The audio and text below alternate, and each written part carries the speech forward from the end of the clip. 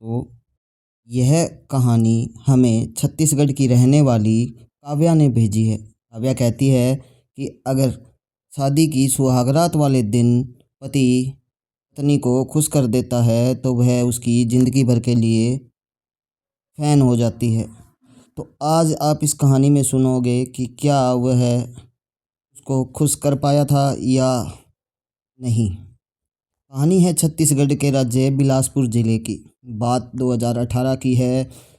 2018 में जब संजय 30 साल का निर्मला को अपनी पत्नी बनाकर घर लाया था तो उसकी खुशी का कोई ठिकाना नहीं था। संजय मजदूरी करता था। उसके बहुत बड़े सपने नहीं थे। उसे तो बस इतनी ही इच्छा थी कि उसकी ज़िंदगी सुकून से कटे, पत्नी हो, बच्चे हो और उनके छोटे से घर में हमेशा खुशियाँ बनी रहे। संजय भले ही ज़्यादा पढ़ा लिखा नहीं था लेकिन बहुत मेहनती था। ज़्यादा पैसे कमाने के लिए उसने एक ऑफिस और एक स्कूल में माली का काम भी कर लिया था। बाकी नौजवानों की तरह संजय के मन में भी अपनी पहली रात को लेकर एक्साइटमेंट थी। वह खुश भी था और थोड़ा घबराया हुआ भी। इस रात को खास बनाने के लिए उसने पूरी मेहनत की। उसने कमरा सजाया, खुशबू लगाई और अपनी जेब के हिसाब से निर्मला के लिए एक छोटा सा गिफ्ट भी लेकर आया। दोस्तों से वह पहले ही सुन चुका था कि सुहागरात वाली रात अगर पति ने पत्नी का दिल जीत लिया तो वह उम्र भर उसका साथ निभाती है। संजय समझता था कि दिल जीतने का सिर्फ नज़दीकी नहीं होता बल्कि आगे की ज़िंदगी के सपने साथ में बनाना और पत्नी की बातें ज़रूरतें समझना भी होता है। अब तक उसने ऐसी बात सिर्फ फिल्मों में देखी थी और शादीशुदा दोस्तों से बातें सुनी थी। इस रात को खास बनाने की सोचकर जब संजय कमरे में आया और पलंग पर बैठी निर्मला के पास गया, उसे देखकर कुछ पल के लिए रुक सा जाता है। लाल जोड़े में निर्मला बहुत ही खूबसूरत लग रही थी। उसे अपनी किस्मत पर यकीन ही नहीं हो रहा था। संजय उसके पास बैठा और धीरे धीरे बात करने लगा। जैसे ही उसका मन हल्का सा हाथ बढ़ाया, निर्मला एकदम सिमट सी गई, जैसे अचानक चौंक गई हो। लेकिन कुछ ही पलों में वह खुद भी आराम से संजय के करीब आ गई और उसने भी प्यार से गले लगा लिया। निर्मला जल्दी ही उससे घुल मिल जाती है। संजय ने हमेशा सुना था कि लड़कियां पहली रात बहुत शर्माती है, तरह तरह के नखरे करती है, लेकिन निर्मला को देखकर उसकी सारी पुरानी सोच बदल जाई। दोनों एक दूसरे के करीब आए और उनके बीच की झिझक धीरे धीरे ख़त्म होती गई। थोड़ी देर बाद जब सब शांत हुआ तो संजय के चेहरे पर थकान के साथ एक तरह की खुशी भी थी। लेकिन निर्मला अभी पूरी तरह शांत नहीं हुई थी। अब उसकी झिझक ख़त्म हो चुकी थी, इसलिए उसने संजय को फिर से अपने पास खींच लिया। संजय भी खुद को रोक नहीं पाया। पहली ही रात दोनों कई बार एक दूसरे के करीब आते हैं। आखिर में संजय इतना थक जाता है कि वह बिस्तर पर ही सो गया। इसके बाद तो लगभग हर रात यही सिलसिला चलने लगा। संजय जैसे ही काम से लौटकर खाना खाकर बिस्तर पर आता, निर्मला उसे प्यार से अपने पास खींच लिया करती। उसका तरीका ऐसा था कि संजय खुश हो जाता। उसे लगता कि उसकी ज़िंदगी सच में बेहतर हो रही है।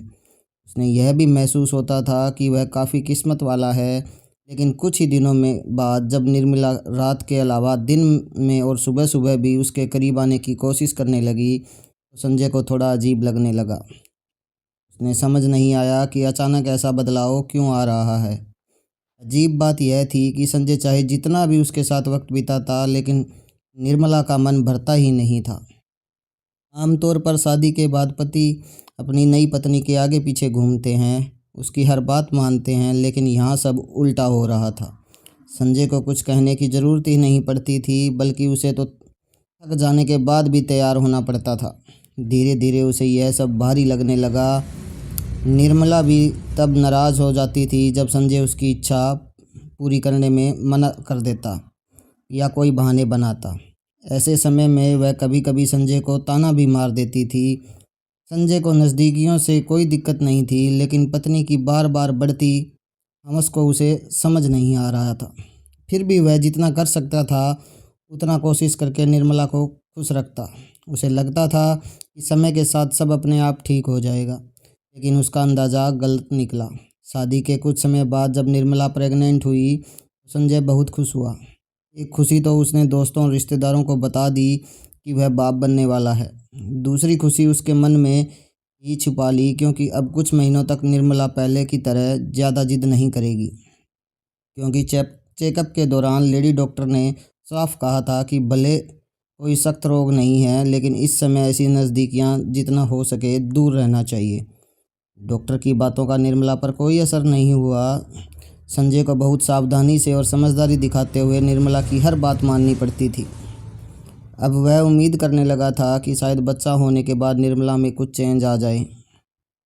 समय पर निर्मला ने एक सुंदर बेटे को जन्म दिया। संजय अब अपनी नई जिम्मेदारी को लेकर गंभीर हो गया था। उसने सोचा कि खर्च बढ़ेंगे, बेटा स्कूल जाएगा, इसलिए अब ज़्यादा से ज़्यादा पैसा कमाना और बचाना बहुत ज़रूरी है। उसने बेटे का नाम समीर रखा। माँ बनने के बाद भी निर्मला की आदतें बदली नहीं। उसकी मांगें पहले से और बढ़ जाती है। संजय में अब पहले जैसी ताकत और जोश नहीं रहा, इसलिए कभी कभी वह साफ मना कर देता था। ऐसे वक्त में निर्मला उसे डांटने और चिढ़ाने लगती, कभी कभी पागलों जैसी हरकतें भी करती। संजय को यह समझ में तो आ रहा था कि निर्मला की इतनी ज़्यादा चाहत कोई आम बात नहीं है, शायद यह किसी तरह की बीमारी है। लेकिन जैसे छोटे गांव में जहां डॉक्टर भी कम थे और साइकेट्रिक्स तो दूर की बात थी, ऐसे में संजय के लिए यह मुश्किल था कि वह निर्मला की इस अजीब आदत का इलाज करवा पाए। पति अक्सर बहुत कुछ सह लेता है, लेकिन पत्नी अगर शादी के 4 साल बाद भी उसके मर्दानगी पर ताना मारने लगे तो उससे सब्र नहीं होता। यही हाल संजय का भी था। वह बेटे समीर को देखकर खुद को संभाले रखता, लेकिन बेइज्जती महसूस करता। अब उसकी हर कोशिश यही थी कि निर्मला से दूर रहे, लेकिन यह नामुमकिन जैसा काम था। एक दिन निर्मला ने फिर जिद की तो संजय ने मन ही मन साफ कह दिया था कि अब उसके पास इतनी ताकत नहीं है कि वह दिन रात यही सब करता रहे। इस बार निर्मला ने उसे चौंकाते हुए सलाह दी कि वह अपनी ताकत बढ़ाने वाली दवा ले ले, ताकि वह नज़दीकियों में बेहतर बने। संजय हक्का बक्का रह गया था कि पहले ही निर्मला ने पागलों जैसी जिद पकड़ ली, यह दवा ले लो, इसमें क्या नुकसान है। हर बार की तरह इस बार भी संजय को पत्नी की जिद के आगे मानना पड़ा और शहर से वह दवा लाया और खाने लगा। उस दिन तो यह तरीका काम आया, यानी निर्मला थोड़ी खुश रही, लेकिन फिर कुछ ही दिन बाद फिर वही सब शुरू हो जाता है और वह संजय के साथ पहली जैसे हरकतें करने लगती है। संजय के घर में अब नरक सा लगने लगा और ज़िंदगी बेकार महसूस होने लगी। यह बात अब किसी को बता भी नहीं सकता था, क्योंकि शर्म और इज्जत दोनों का मामला था। अब नज़दीकियों के साथ साथ उसकी पूरी ज़िंदगी भी उलझन में थी। निर्मला अपनी परेशानी की वजह से उसको मजबूर कर रही थी, इसलिए उसने मोहल्ले के छोटे लड़कों से दोस्ती करना शुरू कर दिया। धीरे धीरे वह उसने शारीरिक नज़दीकियां भी रखने लगी। जब यह बात संजय को पता चली तो वह तिलमिला गया, लेकिन खामोश रहा, क्योंकि बिना सबूत किसी पर इल्ज़ाम लगाना ठीक नहीं था। एक दिन निर्मला ने बड़े प्यार से संजय से कहा कि उसे भी कहीं नौकरी लगवा दो, ताकि घर की आमदनी बढ़ जाए। संजय ने सोचा कि अगर निर्मला काम करेगी तो वह व्यस्त रहेगी और शायद उसकी आदतों में भी सुधार आएगा। इसी सोच के साथ उसने निर्मला की नौकरी उसी स्कूल में लगवा दी जहां वह माली का काम किया करता था। स्कूल में काम करने की निर्मला की असली इरादा जल्दी ही सबको पता चल जाता है। उसने वहाँ के छोटे चपरासी से लेकर बस ड्राइवर, कंडक्टर तक के साथ नज़दीकियाँ बढ़ा ली थी। ऐसे काम ज़्यादा देर तक छुपते नहीं हैं, इससे संजय की वहाँ बदनामी हो रही थी, लेकिन वह कुछ नहीं कर सकता था। एक दिन तो हद ही हो जाती है। संजय ने अपने ही घर में निर्मला को एक लड़के के साथ मस्ती करते देखा। दोनों में जोर का झगड़ा हुआ। गुस्से में निर्मला थाने चली गई और अपने पति के खिलाफ मारपीट की शिकायत दर्ज करा दी। पुलिस ने दोनों को समझाकर वापस भेज दिया। गुस्साई निर्मला मायके चली जाती है और 1.5 साल तक अपने मायके में रहने के बाद वह वापस तो आई, लेकिन उसके तौर तरीके बिल्कुल नहीं बदले। संजय तो शायद उसे दोबारा घर ना लाता, लेकिन बेटे की वजह से मजबूर था। घर लौटते ही निर्मला फिर वही हरकतें करने लगी, कभी किसी को घर बुला लेती। संजय जब टोकता तो वह ज़रा भी शर्म नहीं करती थी, उल्टा उससे ही कहती, जब तुम्हारी ज़रूरतें पूरी नहीं कर पाते हो तो मेरे लिए किसी लड़के का इंतज़ाम कर दो, और नहीं कर सकते तो चुपचाप अपनी आँख कान बंद रखो। यह बात सुनकर भीतर ही भीतर टूट जाता है। 16 फरवरी 2018 की शाम जब संजय सब्जी लेकर घर लौटा तो वह देखकर शर्म से पानी पानी हो गया। उसने देखा कि निर्मला एक छोटे लड़के के साथ नज़दीकियां बनाने में लगी थी।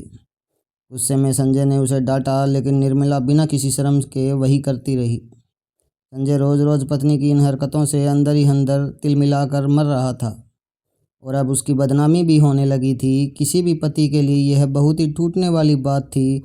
इसी रात जब संजय सोने गया तो निर्मला उसके पास आ गई और फिर से पास आने के लिए उकसाने लगी।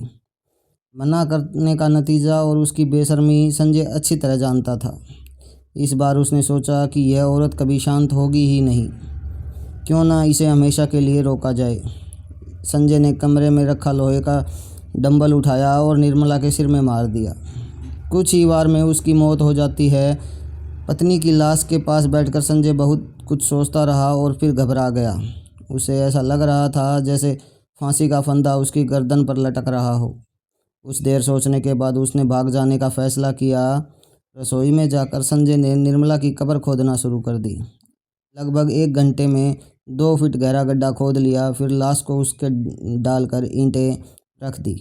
घर के बाहर सूरज की रोशनी देखकर संजय को एक और झटका लगा। उसने अपने गहरी नींद में सोए बेटे को देखा। उसके मन में डर और घबराहट फैल गई। उसने सोचा, इस मासूम का क्या कसूर कि वह माँ बाप की गलती की सज़ा भुगते। यही सोचते हुए संजय ने थाने जाकर सरेंडर करने का फैसला कर लिया। उसने बेटे को गोद में उठाया और नज़दीकी तोरबा थाने की तरफ चल पड़ता है। खबर अब तक गांव वालों तक भी पहुंच चुकी थी, इसलिए कई लोग उसके पीछे पीछे थाने की ओर बढ़ जाते हैं। असल में उसके लिए खबर पहले ही थाने तक पहुंच चुकी थी। ऐसा हुआ कि स्कूल के एक शिक्षक ने आकाश ने संजय को फ़ोन किया और कहा था कि निर्मला को काम पर जल्दी भेजो। संजय ने बेहद ठंडी आवाज़ में आकाश को बताया कि उसने निर्मला की हत्या कर दी है और अब वह सरेंडर करने जा रहा है। इस पर आकाश ने तुरंत थाना प्रभारी प्रवेश तिवारी को खबर दे दी थी। पुलिस अब भी संजय को पकड़ने ही वाली थी कि